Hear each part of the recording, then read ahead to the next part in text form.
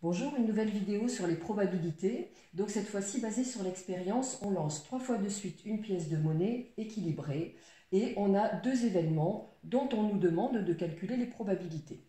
Comme je l'ai dit dans des vidéos précédentes, ce qui va être extrêmement essentiel, c'est de schématiser la situation qui met en évidence cette expérience-là et puis après de mettre en évidence comment on va travailler sur ces événements. Donc, un lancer 3 fois de suite d'une pièce de monnaie, on n'a guère d'autre choix que d'aller représenter ça par un arbre. Donc cet arbre-là va être construit de la manière suivante. Le premier lancer, il peut donner pile ou bien il peut donner face. Si le premier lancer donne pile, le deuxième lancer peut donner pile ou peut donner face. Même chose ici, on va éviter la possibilité que la pièce tombe sur la tranche, parce que vous pouvez bien essayer de lancer une pièce, c'est extrêmement rare de la faire tomber sur la tranche, donc on enlève cette possibilité-là. Et donc, ici, je suis cette ramification, la pièce est tombée sur pile, et puis elle est tombée sur pile, et elle peut donc encore tomber sur pile, ou alors sur face. Voilà, et je complète ainsi mon arbre. Donc, je rappelle que lorsque je construis un arbre, il faut que je puisse aller lire dessus facilement. Donc, faites en sorte d'aligner à la verticale vos arrivées de branches. Vous pourriez aussi le faire comme ça, donc pile, face, donc le faire plutôt à l'horizontale. Ici, donc ça c'est le premier lancer, deuxième lancer, pile, face, et ainsi de suite, troisième lancer, pile, face.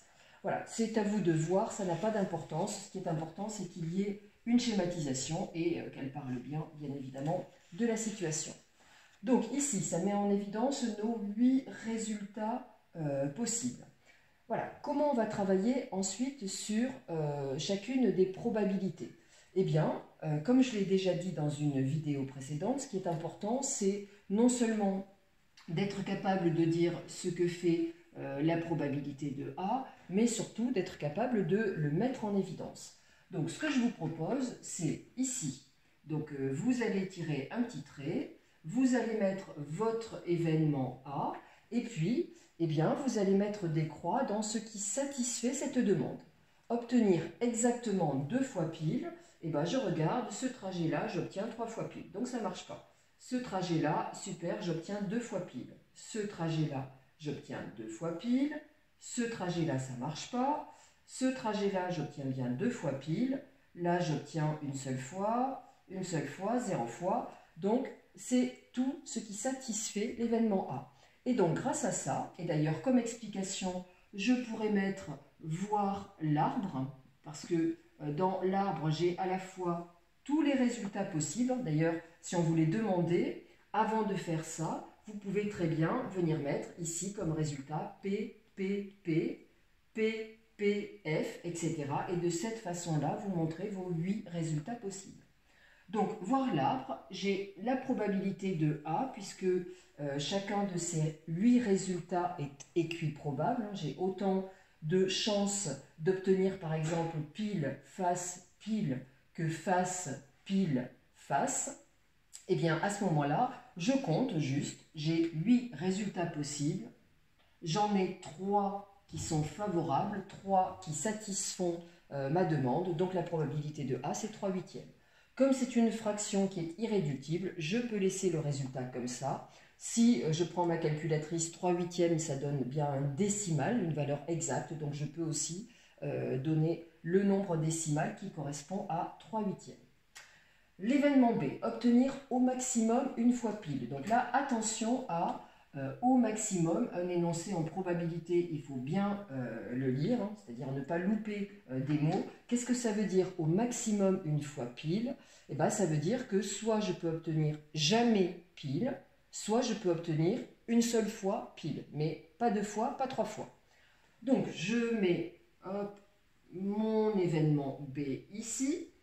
Le prof verra comme ça combien j'ai de cas qui satisfont cette demande et je passe en revue. Comme j'ai que 8 cas, c'est pas bien compliqué. Donc ici j'ai 3 fois pile, bah, ça marche pas, j'ai largement dépassé une fois. Là j'en ai 2, ça marche pas. Là j'en ai 2, ça marche pas. Là, ah ben si, là c'est bon. Au maximum une fois pile, bah, j'ai bien une fois pile. Là, ça ne marche pas parce que j'ai 2 fois. Là, ça marche. Là, ça marche aussi. Et puis là, ça marche aussi. Alors, ce qui va être important, c'est que, donc là, moi, j'ai pas beaucoup de place, mais que votre arbre, vous ayez pris la place pour que ces croix, elles correspondent bien au résultat qui va avec et que tout ne se chevauche pas. Donc vraiment, votre schématisation, il faut que ce soit presque un peu artistique. C'est l'endroit où tout doit se voir, donc votre dessin doit être très bien fait. Puisque c'est vraiment la base de votre travail. Et donc la probabilité de B, grâce à ce que je viens de faire, eh bien, donc j'avais 8 résultats possibles au total, je viens d'en voir 4 favorables, 4 divisé par 8, ça fait 1 demi, ou là encore, vous pouvez écrire 0,5. Ce qui va être important si vous laissez en fraction, c'est de réduire la fraction. Avant de terminer cette vidéo, donc qui met en évidence une nouvelle fois l'utilisation d'un arbre, mais cette fois-ci un arbre à 3 ramifications, enfin mettant en évidence un lancer de 3 fois une pièce, eh bien un événement un petit peu particulier qui va mettre en évidence une propriété de cours dont je n'ai pas encore parlé. On vous propose l'événement C qui va être obtenir au maximum. Allez, je vais changer un peu, je vais mettre face, 2 fois face. Voilà, donc là, j'ai bien lu le fameux au maximum. Voilà, au maximum 2 fois. Donc, qu'est-ce que ça veut dire? Ça veut dire soit je ne veux jamais face, soit je veux une seule fois face, soit je veux 2 fois face, mais pas 3.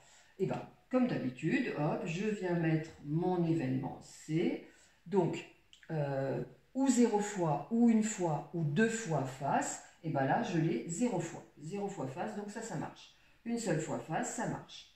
Une seule fois face, ça marche. 2 fois face, ça marche. J'ai atteint le maximum là. Une fois face, ça marche. 2 fois face, ça marche. 2 fois face, ça marche. Et là, 3 fois face, ça ne marche pas. Donc grâce à ça, j'obtiens que la probabilité de l'événement C, eh bien, j'avais 8 résultats possibles. J'en ai 1, 2, 3, 4, 5, 6, 7 favorables. Ma probabilité, c'est 7 sur 8. Et là, je me dis, ah ben oui, mais j'aurais pu faire autrement, j'aurais pu passer par le contraire. Parce que quand je me suis dit la phrase au maximum 2 fois face, c'est-à-dire ou 0 fois, ou 1 fois, ou 2 fois, le seul truc qui manquait, et c'est ça qui va constituer le contraire, l'événement contraire, eh bien c'est 3 fois face. Donc qu'est-ce que je vais faire? Je vais dire que je vais passer par le contraire. Le contraire, il se note C avec une barre au-dessus. Ça se lit d'ailleurs C barre. Je vais lui donner un titre, enfin son titre, c'est donc obtenir 3 fois face. Ce qui est important entre un événement et son contraire, c'est que, eh bien, ils se complètent l'un et l'autre pour trouver nos 8 résultats et qu'il n'y ait rien en commun. Voilà, donc là, c'est bien le cas. Cette probabilité de C que je voulais calculer, à ce moment-là, eh bien, je vais utiliser une propriété de cours qui me dit que la probabilité de C que je cherchais, eh bien, c'est 1 moins P de C bar. Ça, c'est une propriété que vous avez dans le cours et qui relie la probabilité d'un événement et de son contraire. Donc, c'est toujours cette formule-là. Et à ce moment-là, eh bien, je vais venir dans mon arbre, là, je vais venir noter C bar ici. Je vais voir quels sont les résultats qui satisfont C bar. Donc C bar, j'ai analysé, c'est obtenir 3 fois face. 3 fois face, ben, c'est pas là, là non plus. Hop, je regarde, hop, et voilà, c'est ici. Donc je regarde avec attention. Et donc, grâce à ça, je vais en déduire que P de C, c'est égal à 1 moins, alors P de C bar que j'ai mis ici, eh bien, il y avait 8 cas possibles. Il y en avait un seul qui était favorable. J'ai compté plus vite en mettant une croix là qu'en en mettant 7 ici. Et puis après, c'est juste de l'addition de fractions. Donc, je réduis au même dénominateur. 1, c'est comme si c'était 1 sur 1. Donc, je multiplie par 8 en haut, je multiplie par 8 en bas. Ça fait donc 8 sur 8 moins 1 sur 8. Et ce qui me donne 8 moins 1 sur 8, qui me donne 7 sur 8. Et je retrouve bien évidemment la même probabilité que tout à l'heure. Donc une vidéo qui a un double avantage, celle de mettre en évidence une nouvelle fois l'utilisation des arbres et ce petit procédé là, voilà, qui met en évidence comment vous comptabilisez les résultats qui satisfont une demande A, B, C, C bar. Et cette vidéo a de plus l'avantage de mettre en place une propriété dont je n'avais pas parlé, qui consiste à passer par le contraire d'un événement. Et quand je passe par le contraire, mais que je voulais la probabilité de C, j'utilise cette propriété-là et je fais mon calcul tranquillement. Voilà, donc j'espère avoir été claire. Laissez-moi un petit commentaire. Franchement, c'est vraiment très sympathique à lire quand, voilà, quand je vois que je vous ai aidé ou au moins liké si ça vous a aidé. Bonne journée, au revoir.